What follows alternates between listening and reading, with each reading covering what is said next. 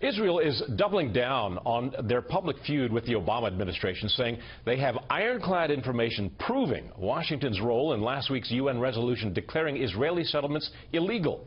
Correspondent John Huddy reports on the outrage from Jerusalem. The fight between Israel and the United States over last week's UN vote is heating up.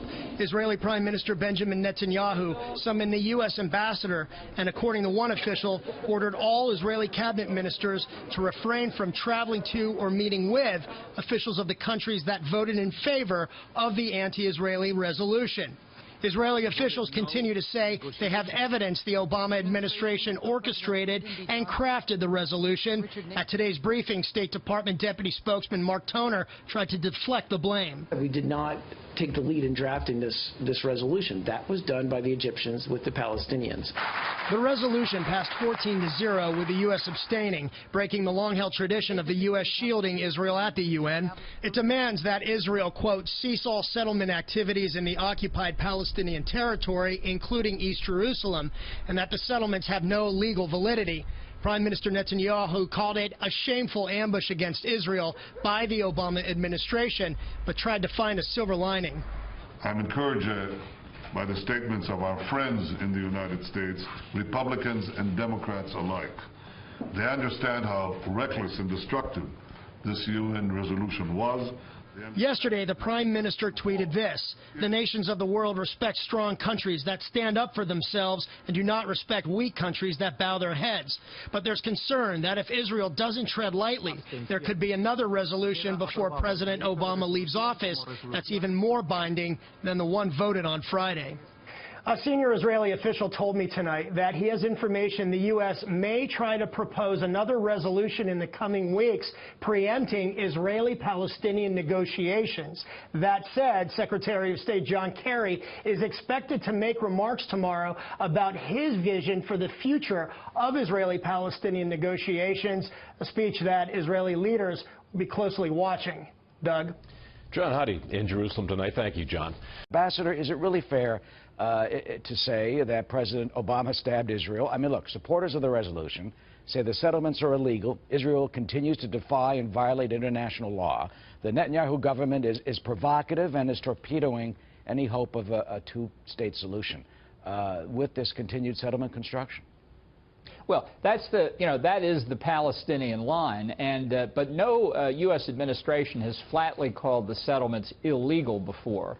They have said it's politically not helpful and the rest. But I think the real trouble with Resolution 2334 is that it implicitly repeals the well-known Resolution 242 adopted by the Security Council after the 1967 war between Israel and the Arab states nearby, that created the doctrine known as land for peace, that Israel, after 67 and then after the 73 war, would give back land that it had taken in battle in exchange for peace. So, for example, the Camp David peace agreement of 1979 with Egypt, Israel basically gave back that part of the Sinai Peninsula it had taken in the 73 war and got the Camp David peace agreement. What people are now arguing is that that is invalid, that the remaining territories that Israel once occupied after these wars really are not in its power to give back, so that Israel has to give in to borders that 242 flatly said were not defensible and not secure. And there's a lot of back and forth about the language of the resolutions, but the fact is this is an extraordinarily radical step by an outgoing American president intended to box in his successor. And what does it mean if the 67 borders do not hold? Well, the 67 borders are really the 1949 truce lines and the agreements that reflect where the parties, the military units stood when the ceasefire was declared in 1949. And these ceasefire agreements all say the line is based purely on military considerations. They're not intended to be political settlements. The idea is, and this too has been fundamental to American foreign policy, Democratic and Republican administration alike, for decades now, almost 50 years, the parties to the conflict in the Middle East themselves must work it out. This resolution was intended to, the Obama administration intended it would, put a thumb on the scales heavily in the Palestinians' favor. And again, doing it with a month left in office, fully intending to have an effect that would preclude the incoming Trump administration from doing a number of things it signaled in the campaign it would do. More on that ahead, but Democrats are looking back, still struggling to figure out what went wrong for them in the 2016 election, resulting in Hillary Clinton's devastating loss. Well, now Vice President Joe Biden is putting some of the blame on elitism. Is that a fair assessment? Josh Kraushaar is politics editor for the National Review. I've never thought of elitism as being one of the Democratic Party's hallmarks or strong points, maybe weaknesses in this case. What's the vice president saying, Josh? Well, what Joe Biden sees is how poorly Hillary Clinton did in towns like Joe Biden's hometown of Scranton, Pennsylvania, a lot of working class towns across the country where Donald Trump won by a historically large margin. And these are areas that many of them voted Democratic in recent elections. They voted for President Obama in 2008 and 2012. So Joe Biden thinks that the party has gotten too elite. They've focused too much on sort of the liberal, affluent base at the expense of working class voters. And he has a point. He thinks I think in hindsight, he thinks he may have been able to win some of those voters that Hillary Clinton was unable to win over in 2016. Well, and talk about liberal and affluent. When you find out somebody's getting $250,000 to give a speech, you know, that kind of sums up the problem that Hillary Clinton had relating to people. Yeah, she was a uniquely weak candidate for the very voters that she lost in the Midwest and among that working class set of voters. At the same time, though, she had some baggage in trying to defend President Obama's policies. I mean, President Obama has a solid job approval rating, but when you look under the numbers, when you look under the hood, a lot of his particular proposals were not very popular. A lot of voters, a majority of voters, disapproved of his handling of foreign policy. His health care law was very unpopular. So Hillary Clinton had a unique challenge of trying to both energize the president's base while trying to win over these working class voters who didn't like the president's policies. And that was a very difficult thread to needle. In this interview, he talks about sitting in his office one day in October and watching a Donald Trump rally in Wilkes-Barre, Scranton, Pennsylvania, again, kind of where he grew up.